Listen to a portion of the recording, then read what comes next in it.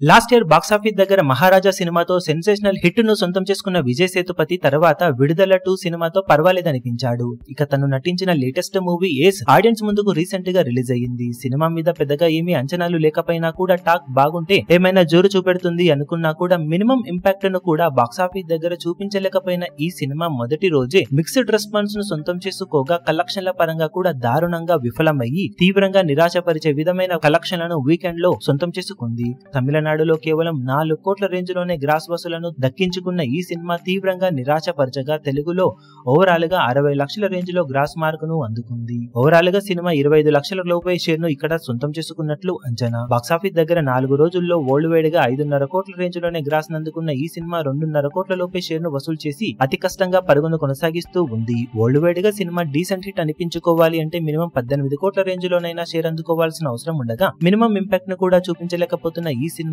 తెలుగులో అటు తమిళ్లో డిజాస్టర్ గా నిలవడం కన్ఫర్మ్ అవ్వగా మహారాజా లాంటి భారీ బ్లాక్ బస్టర్ తర్వాత విడుదల లాంటి ఓకే అనిపించే సినిమాల తర్వాత విజయ్ సేతుపతికి భారీ ఎదురుదెబ్బగా ఈ సినిమా నిలిచిందని చెప్పాలి. ఇప్పుడు ఈ వీడియో మీకు నచ్చినట్లయితే లైక్ చేయండి, షేర్ చేయండి, ఛానల్ ను సబ్స్క్రైబ్ చేయడం మాత్రం మరవకండి. ఏ చిన్న అప్డేట్ ను మిస్ అవ్వకూడదు అనుకుంటే బెల్ ఐకాన్ ను ప్రెస్ చేయండి.